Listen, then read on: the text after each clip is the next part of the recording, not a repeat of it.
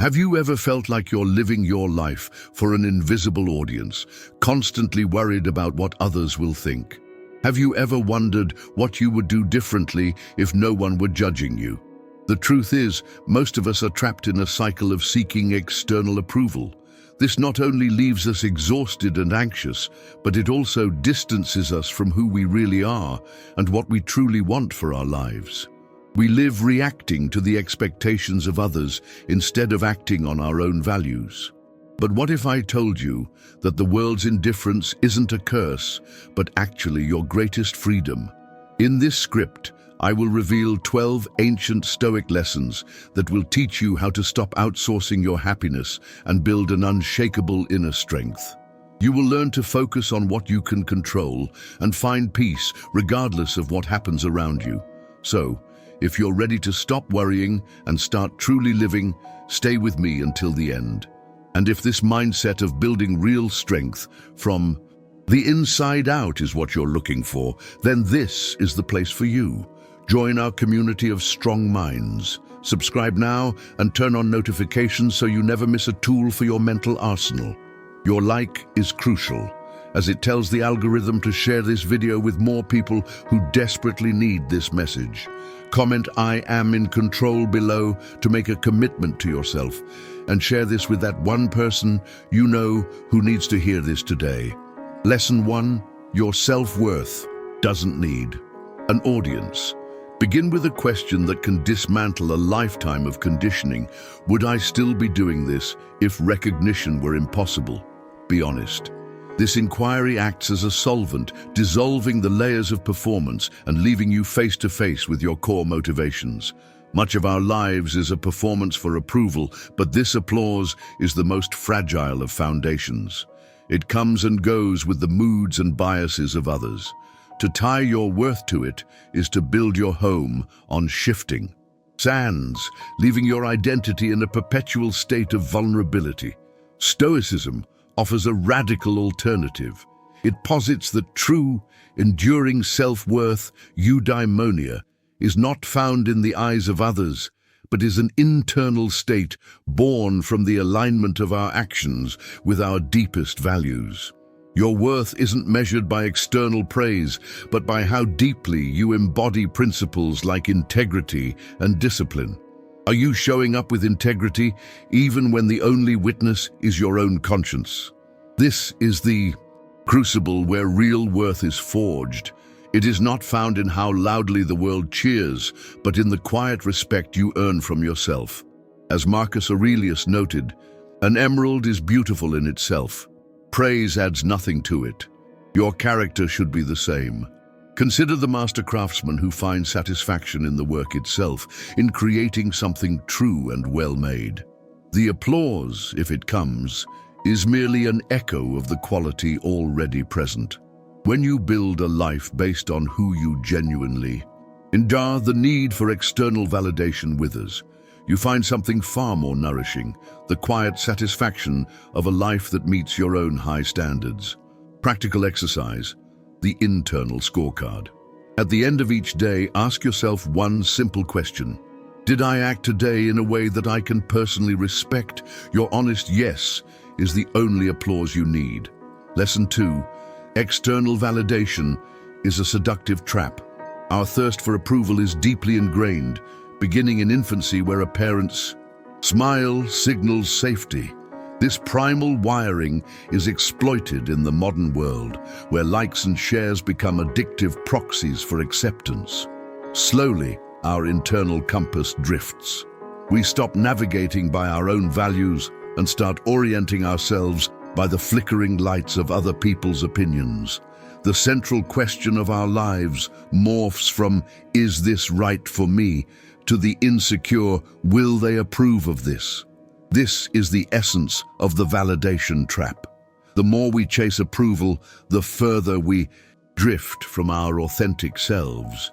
We become actors, so adept at wearing masks that we forget our own face. Stoicism cuts through this illusion, labeling the chase for validation a form of voluntary slavery. Epictetus, a former slave, knew the nature of chains and warned that to truly improve, One must be content to be thought foolish and stupid. Why? Because authentic growth is almost always messy and awkward. It rarely looks impressive from the outside.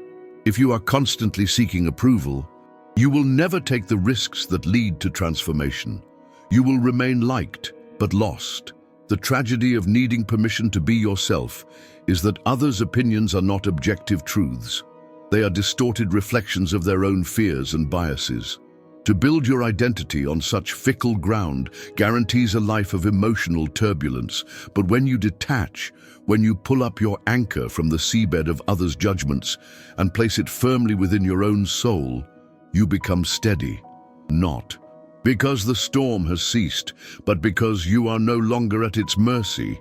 Your peace becomes contingent not on the world agreeing with you, but on you agreeing with yourself. Practical exercise. The approval inventory. Take a piece of paper and list a recent decision. Honestly assess what percentage of your motivation came from a desire for external approval versus your own internal values. Don't judge the answer, just observe it. Awareness is the first step in reclaiming your compass. Lesson 3. Focus your energy on what you can control. Conduct a quick audit of your daily stress. Trace your anxiety back to its source.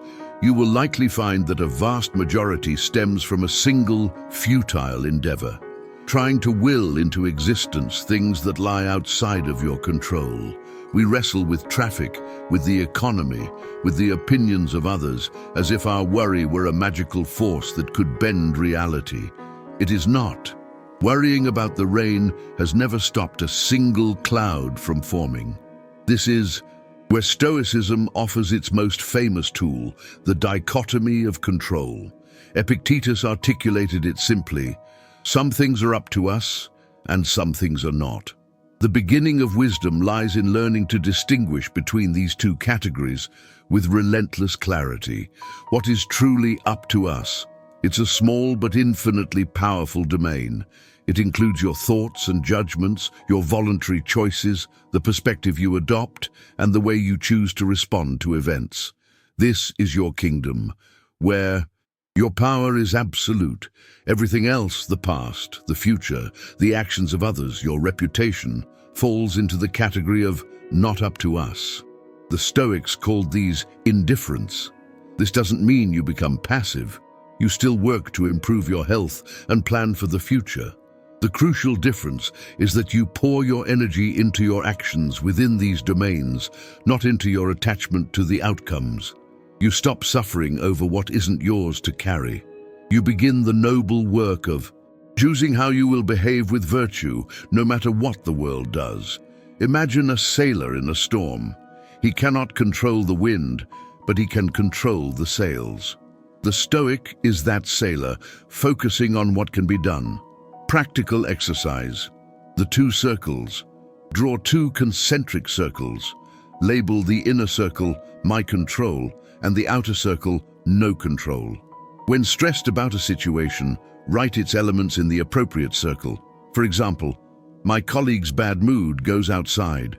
My professional response to their mood goes inside. This act trains your brain to focus its power where it matters. Lesson 4. Live by your internal constitution, not by popular decree. What happens when the world applauds something you know is wrong? What do you do when the crowd surges in one direction while your inner voice whispers to walk the other way? These are the dilemmas that confront anyone attempting to live with integrity. The standards of society are as fickle as the weather. What is celebrated today may be condemned tomorrow. If you build your character on the sands of public opinion, you will be forever rebuilding. The Stoics saw this trap clearly, teaching that true peace comes from living in harmony with your own inner standards, your personal non-negotiable code of conduct. Think of this as your internal constitution.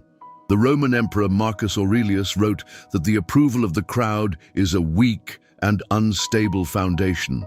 He knew the crowd is an abstraction. It doesn't know you or your values.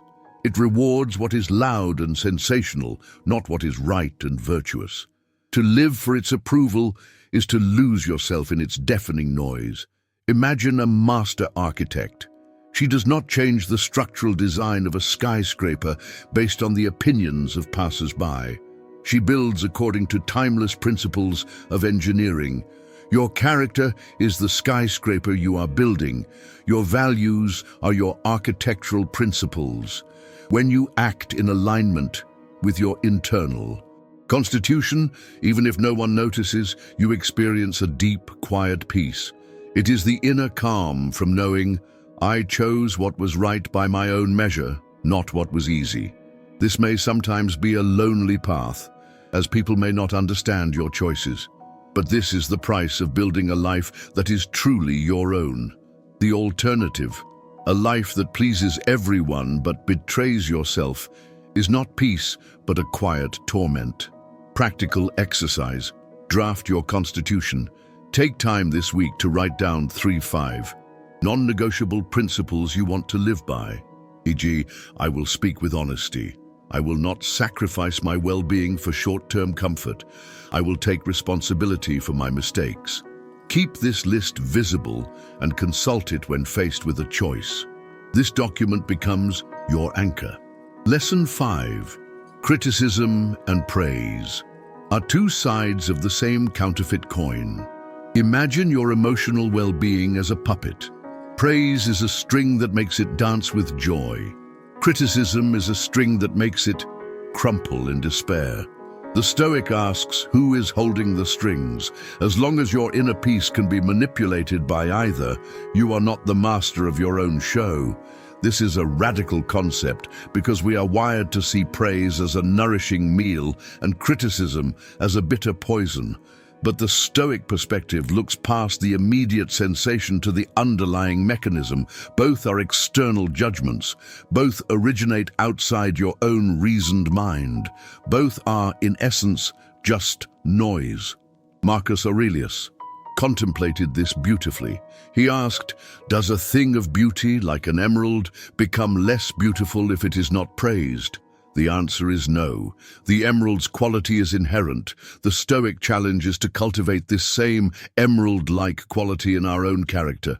Your integrity and courage are valuable in and of themselves. They are not made more virtuous by applause or less so by scorn. This is why Epictetus warned that seeking outside approval compromises your integrity. When addicted to praise, you subtly alter your behavior to get another hit. Praise becomes a golden leash. Criticism, on the other hand, can make you defensive and reactive, pulling you from your center. The goal is not to become a cold robot, but to achieve apatheia, a state of tranquility undisturbed by irrational passions. You filter feedback through your own reason. If there is truth in a criticism that can help you grow, extract it with gratitude and discard the emotional husk. If someone offers praise, accept it with humility, but do not let it become the source of your self-worth. Practical exercise. Objective re-description. The next time you receive strong praise or criticism, pause. Mentally re-describe the event in the most neutral terms possible. Instead of "my boss insulted me," try "my boss spoke words in a loud tone, and my interpretation triggered a feeling of shame." This cognitive distancing creates a gap between the event and your reaction, where your power to choose resides. Lesson 6. Your value is not found, it is forged. Our culture conditions us to think of value as something we acquire externally. We believe our worth comes from a degree, a job title, or a number of followers. We are on a perpetual scavenger hunt for these markers, believing that if we collect enough, we will finally feel valuable. The Stoics turned this notion on its head. They taught that your true value, the intrinsic worth of your character, is not something you find or are granted. It is something you forge. It is self-created, shaped moment by moment through the application of your choices, discipline, and courage. Imagine a blacksmith's forge. Your character is the raw iron. Life's challenges are the fire that makes it malleable. Your daily choices are the hammer. Every time you choose discipline over ease, honesty over convenience, you strike a blow. This process is not glamorous, it is repetitive and difficult. But through this consistent process, the soft iron is transformed into steel, strong and resilient. This is the nature of self-created value. It is the respect you earn from yourself through the force of your own disciplined action. Seneca observed men who were outwardly rich but inwardly impoverished. He argued that true wealth is not possessing much but wanting little, and that the greatest possession is a well-ordered mind. A person who has forged their own value does not need to broadcast it. Their presence has a substance that cannot be faked. It comes from the quiet confidence of knowing their worth is not dependent on their latest success. Conversely, the person seeking value from the outside is always fragile. A single rejection can shatter them. Their life is an exhausting performance of trying to be someone rather than the fulfilling work of becoming themselves. Practical exercise, process-oriented living. Choose one area of your life where you are focused on an outcome, e.g., getting a promotion. Now, shift your focus to the process. Instead of getting a promotion, focus on becoming a person who demonstrates excellence and integrity in my current role every day. By focusing on the hammer blows, you are actively forging your value. The outcome is merely a byproduct. Lesson 7. Inner courage is a quiet, unshakable resolve. When we hear courage, our minds conjure images of heroic grandeur, the soldier, the firefighter. These are acts of courage. But the Stoics teach that these loud, visible moments are but a tip of the iceberg. The vast, hidden mass of real, everyday courage lies beneath the surface. It is quiet, internal, and often completely invisible. Most courage doesn't get posted online. It happens in the silent chambers of the human heart. It is the courage to face your own flaws with honesty, to sit with discomfort instead of reaching for a distraction, to choose principles over comfort when no one is watching. For a Stoic, courage is not fearlessness. Fear is a natural impression. Courage is acting rightly in spite of the fear.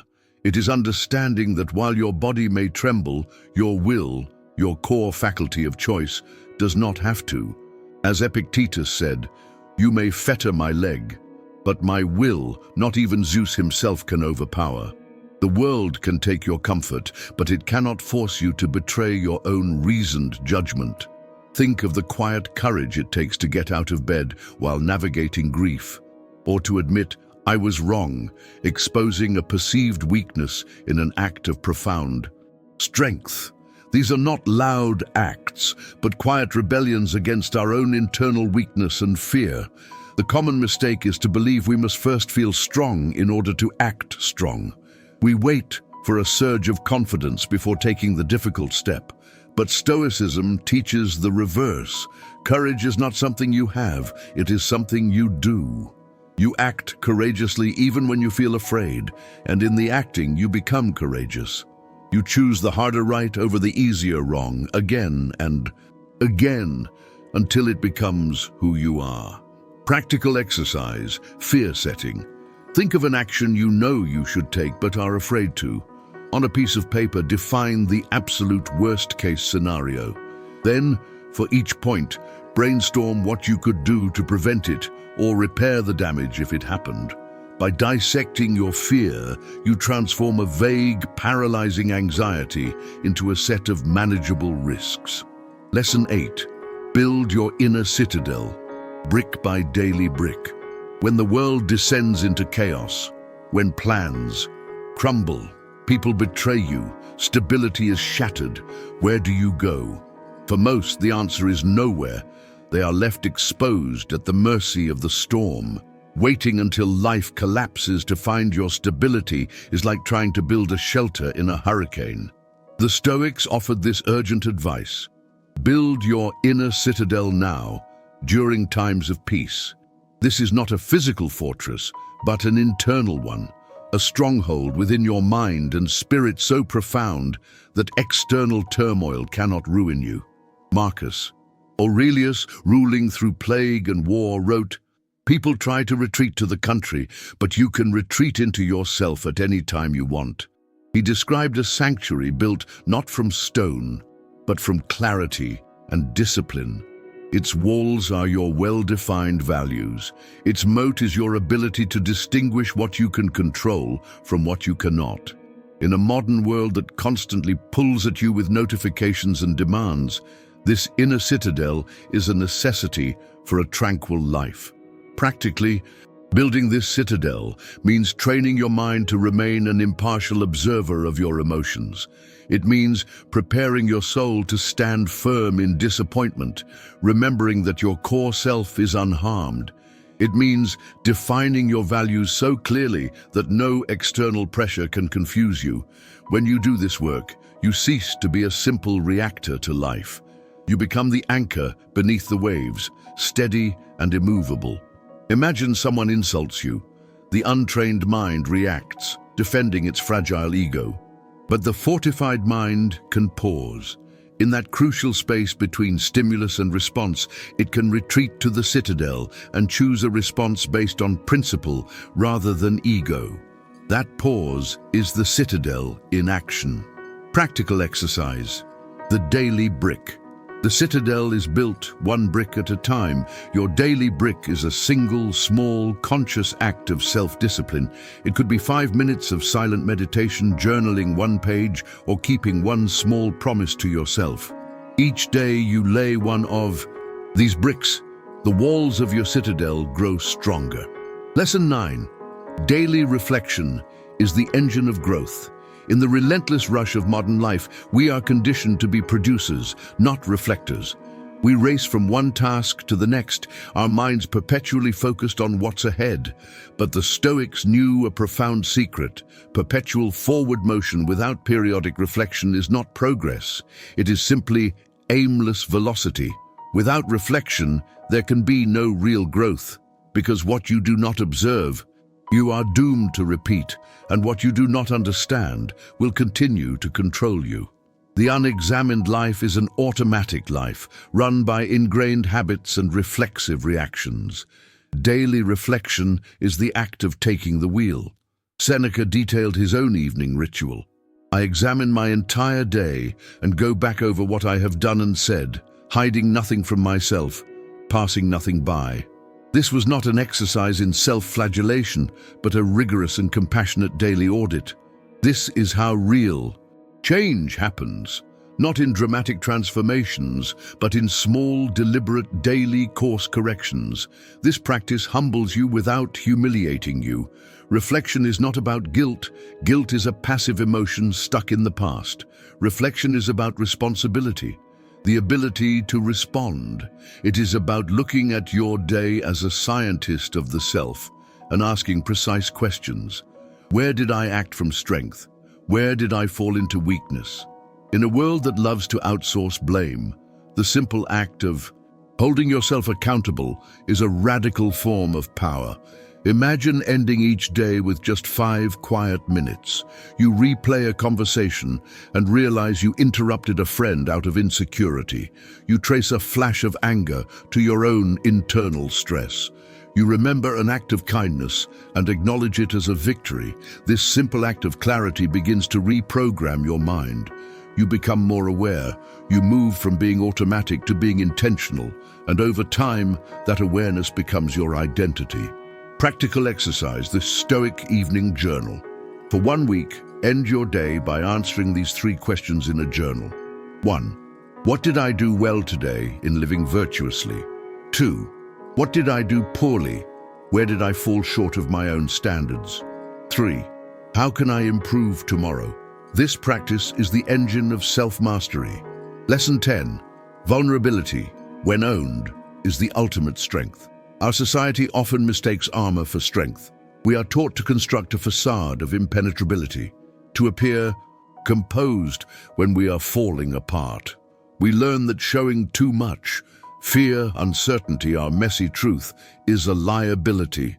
So we hide, pretend, and perform, hoping that if we can perfect the appearance of being fine, we will magically feel fine.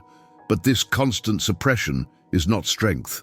It is a slow, soul-crushing exhaustion. It is the life of a fugitive, running from the truth of our own experience. The Stoics, often misunderstood as emotionless, held a more nuanced view. They did not believe in denying emotion, but in mastering it. The first step of mastery is always awareness. You cannot manage what you refuse to face.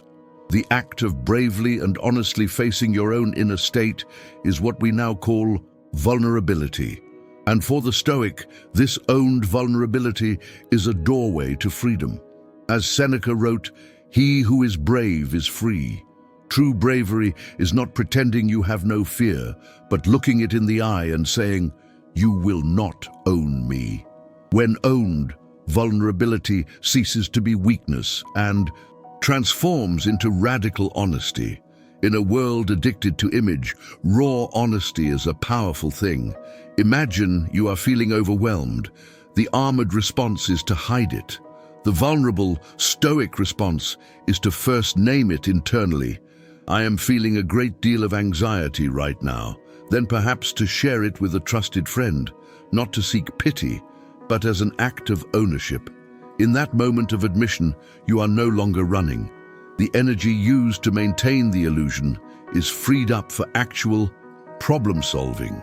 This is an act of profound maturity. Children hide, adults face.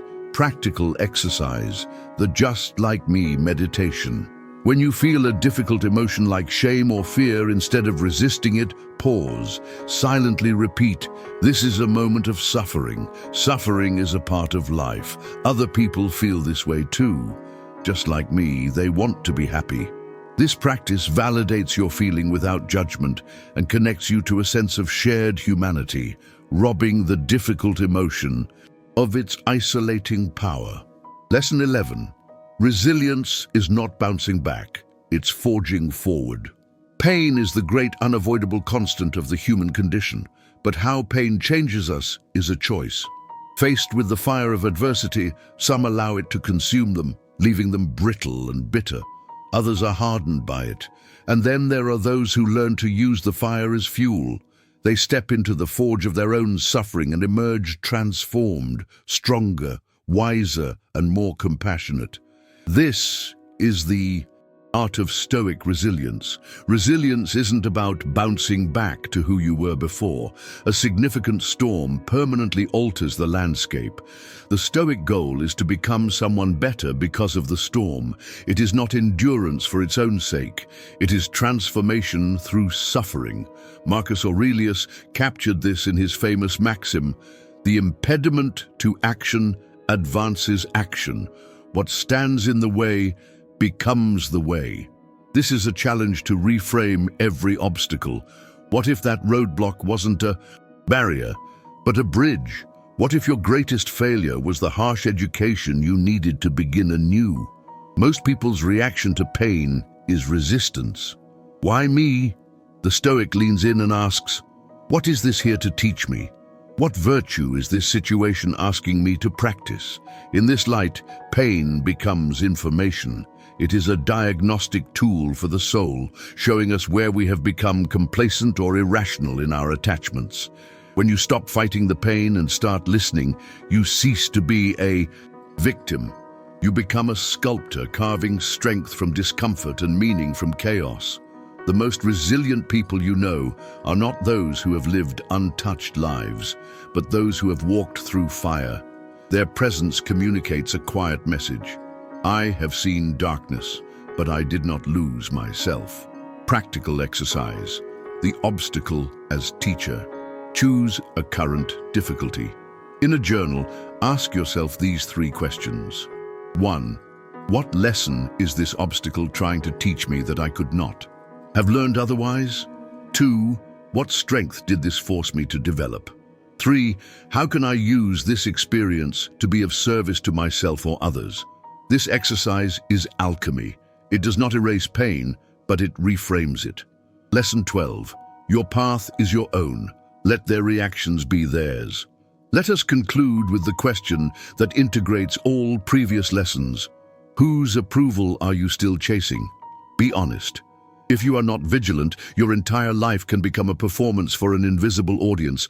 Every decision filtered through the anxious lens of, will they approve? But here is the final liberating truth. Your path is yours and yours alone to walk. The moment you adjust your direction based on the reactions of others, you have stepped off your path and onto theirs. People will always have opinions. They will judge you if you play it safe and judge you if you take a risk. They will misunderstand your silence and twist your words. If your direction is dependent on their reactions, you will be forever lost, zigzagging through a landscape of their expectations. This is why Epictetus was adamant that to improve, you must be content to be thought foolish. The world rarely applauds the deep, messy work of genuine transformation. It celebrates what is familiar, but your growth does not fit into other people's boxes. It requires walking through unfamiliar terrain, often alone and misunderstood. And that is necessary. You are not here to be understood by everyone. You are here to be true to yourself. Think of your life as a road trip. Your responsibility is not to pull over and waste fuel trying to convince hitchhikers of your route. Your sole responsibility is to keep your hands on the wheel and navigate according to your own internal map, your values and your purpose. When you commit to this, the noise of their reactions fades into the background. It becomes like the wind outside your car, audible but not altering your course. This is not arrogance, it is emotional independence. You can love people deeply without living for their validation. That is strength, that is freedom. Practical exercise, the one audience test. Before making a significant decision, run it through this test. Imagine you are on a stage, and the only person in the audience is the oldest, wisest, most virtuous version of your future self. Ask, would this version of me applaud this decision? This is the only reaction that matters. And so, we arrive at the end of our journey, only to find ourselves back at the true beginning. Now you know, you do not need the applause or the permission. You do not need to pause on your path to explain your map to people who were never meant to walk that road with you. The incessant search for external validation is a game you can now choose to stop playing. Not because you are a sore loser, but because you have realized the prize isn't worth winning. What you need is not alignment with the world, but alignment with your soul. The real strength that you seek does not come from being seen, but from the private integrity of standing firm when no one is watching. The real peace you yearn for is found in the profound work of becoming someone you don't need to escape from. The Stoics never promised an easy path, they promised it would be worth it. We are the architects of our own character, the builders of our own inner citadel. Therefore, stop waiting for life to hand you a reward. Become the reward. Live with such clarity that praise feels unnecessary and criticism irrelevant. In the end, the stark truth that nobody cares as much as you think is not a tragedy. It is your declaration of independence. The stage is empty. The audience has gone home. There is no one left to perform for. Now you are finally free. Focus on your life and build it into something that makes you, and you alone, profoundly proud. If these lessons resonated with you, help us spread this philosophy of inner strength, like this video, so it can reach more people who need to hear this, and subscribe to our channel to continue building your mental resilience. Let us know in the comments which of these 12 lessons hit home the hardest for you. Your journey can inspire others, and that journey doesn't have to end here. Now that you've laid the foundation for inner peace, the next step is learning how to protect it from external negativity. Click on the video on your screen now to watch our guide on 7 Stoic ways to handle disrespect, and learn how to remain unshakable no matter what others say or do. Thank you for watching. Stay strong.